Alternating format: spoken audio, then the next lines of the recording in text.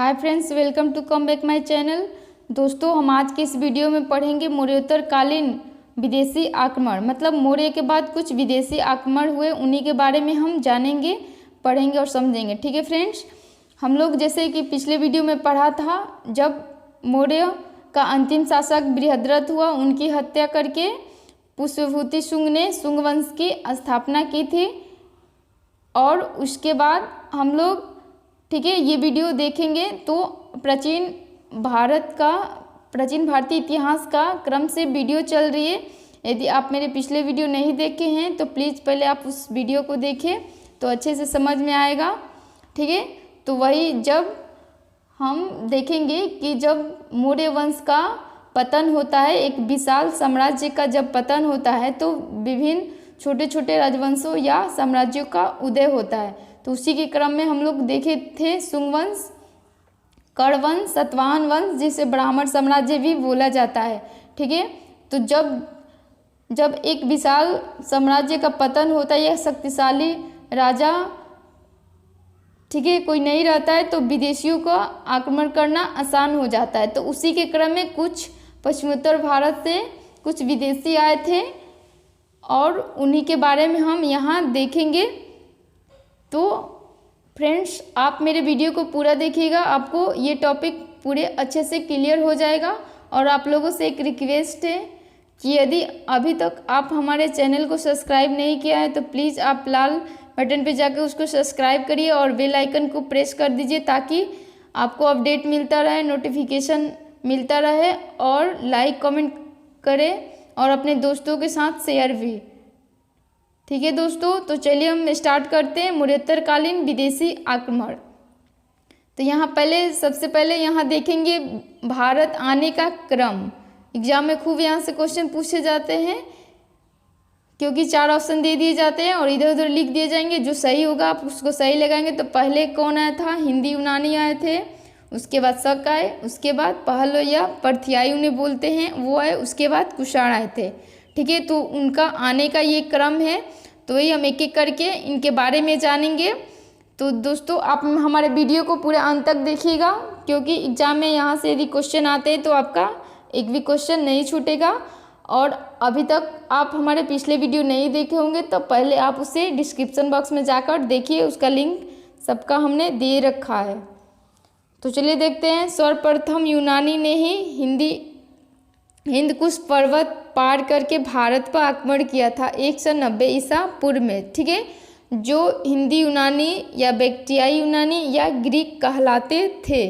यदि पूछा जाता है कि भारत पर पहला यूनानी आक्रमण कौन था, तो डेमीटेरियस था। ठीक है, डेमीटेरियस था।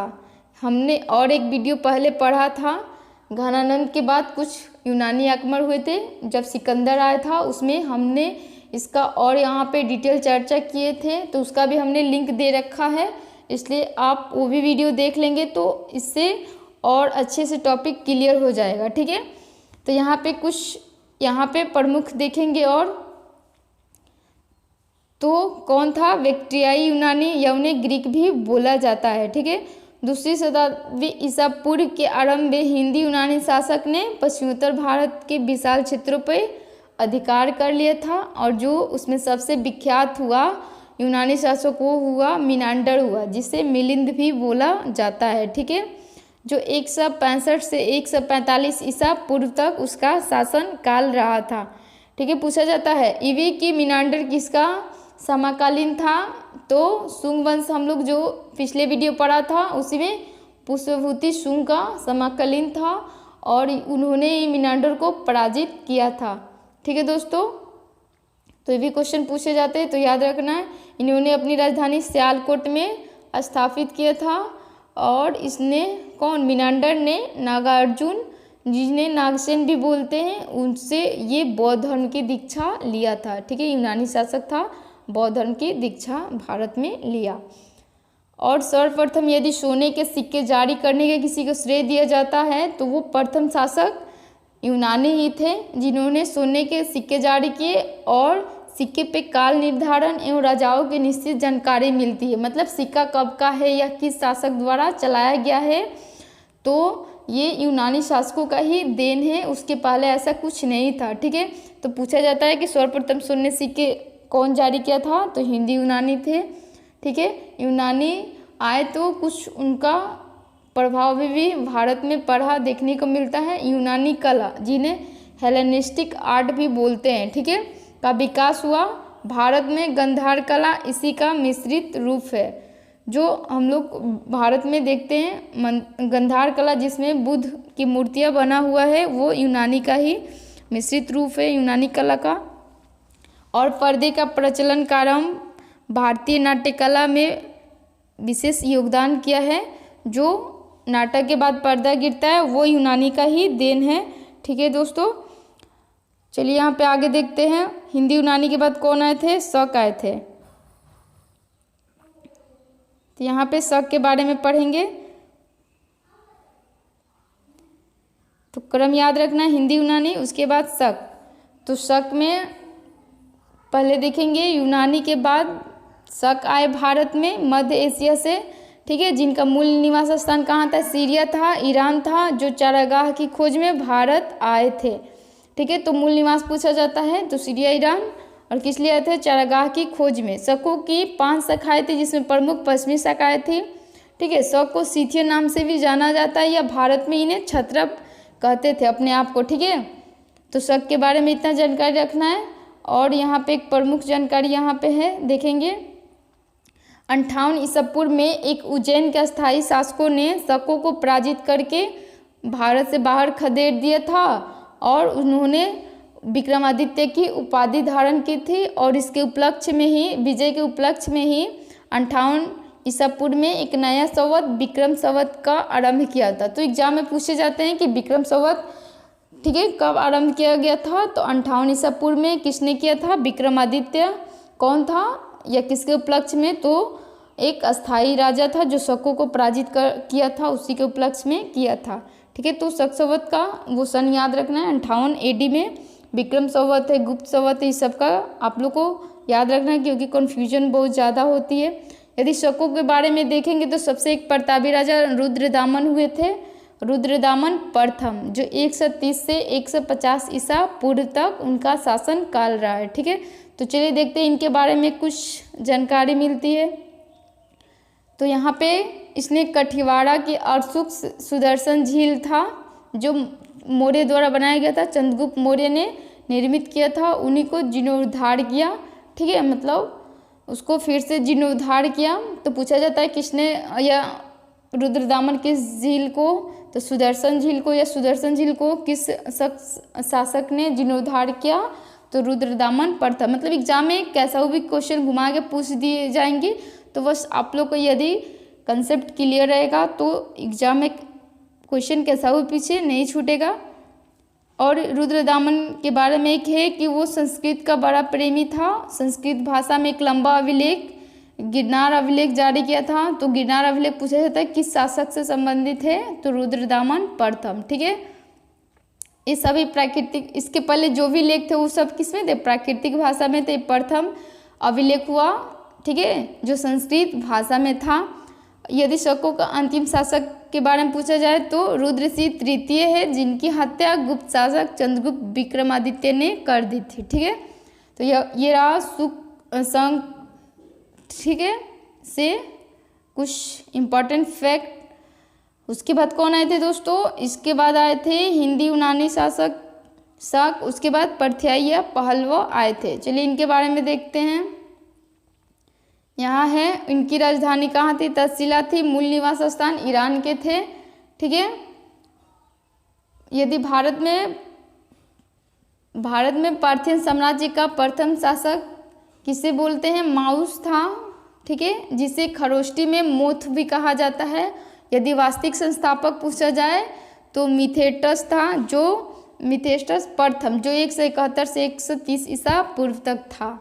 तो ये 3 टॉपिक हुए।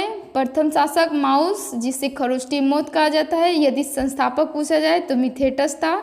इसमें एक ही क्वेश्चन पूछे जाते हैं बार बार, जो प्रमुख है कि प्रसिद्ध शासक गोडफिनिज हुआ, जो 20 से 41 ईसा पूर्व तक रहा। और इसी के शासनकाल में सेंट थॉमस ईसाई धर्म प्रचार के लिए भारत आए थे। ठीक है, तो यही सबसे इम्पॉर्टेंट इसका एक पॉइंट है। किसके शासन काल में सेंट थॉमस ईसाई भारत में आए थे प्रचार करने के लिए ईसाई धर्म?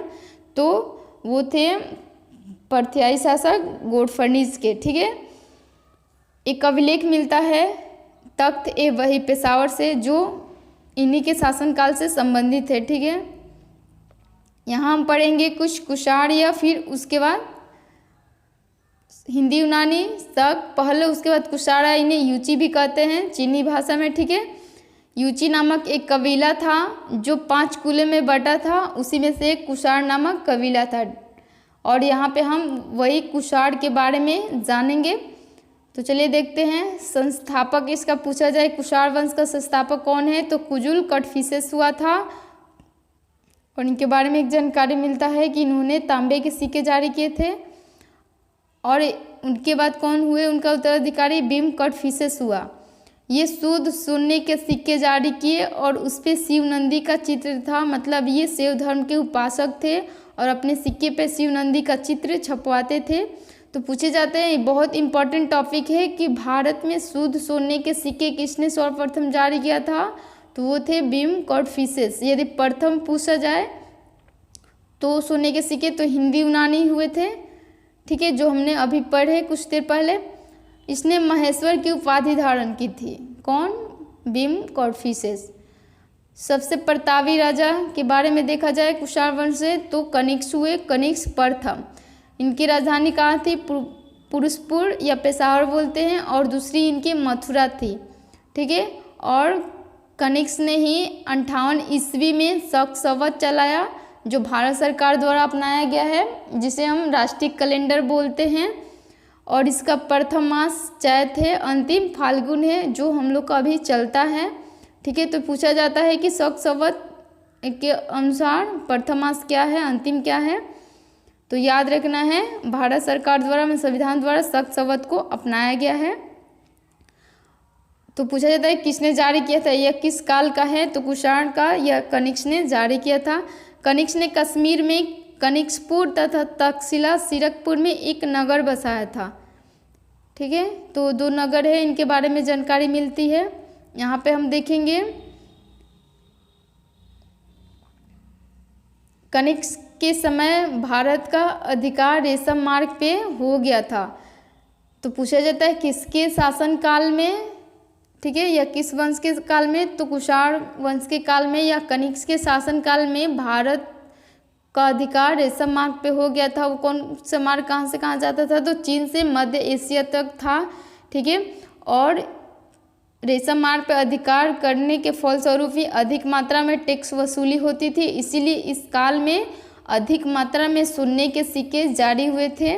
ठीक है, और चीन के शासक था एक पांचाओ, जिन्हें कनिष्क को हराया था। तो पूछा जाता है किस चीनी शासक ने कनिष्क को हराया था, तो पांचाओ या कनिष्क को किसने हराया? कनिष्क बौद्ध धर्म के महायान शाखा के अनुयायी था। चौथी जो बौद्ध संगीति हुई थी कुंडलों में, जो वसुमित्र की अध्यक्षता में इन्हीं के शासनकाल में प्रथम शताब्दी में हुआ था। तो ये क्वेश्चन पूछे जाते हैं बौद्ध धर्म से। ठीक है, कनिष्क किस धर्म का अनुयायी था, तो बौद्ध धर्म का, और इन्हीं के शासनकाल में चौथी बौद्ध संगीति हुआ था कश्मीर में। गंगा या मथुरा कला का विकास हुआ। बुद्ध की खड़ी प्रतिमा का विकास इसी काल में हुआ, कुषाण काल में। ठीक है, गंधार एवं मथुरा कला का विकास, जो बुद्ध की खड़ी प्रतिमा जो आज भी दिखती है, वो इसी काल का देन है। और सर्वाधिक पूछा जाए कि सोने के सिक्के किस काल में जारी हुए थे, तो कुषाण काल में। और अधिक मात्रा में पूछा जाए तो तांबे के सिक्के जारी हुए, लेकिन शुद्ध रूप से पूछा जाए तो सोने के, और सोने को अधिक मात्रा में पूछा जाए तो वो गुप्त काल में हुए थे। अधिक मात्रा में सोने के सिक्के जारी, लेकिन शुद्ध के रूप में पूछा जाए कि शुद्ध किसके काल में हुए थे अधिक मात्रा में, तो शुद्ध कुषाण काल में हुए थे, और ज़्यादा से ज़्यादा तांबे के हुए थे। तो कन्फ्यूजन नहीं होना है, अधिक मात्रा में पूछा जाए तो गुप्त, यदि शुद्ध करके पूछा जाए तो वो है कुषाण काल में। कुषाण काल में कुछ प्रमुख विद्वान हुए थे, वो कौन कौन थे? कुषाण काल में वो थे अश्वघोष, जिनकी अध्यक्षता में हुआ था।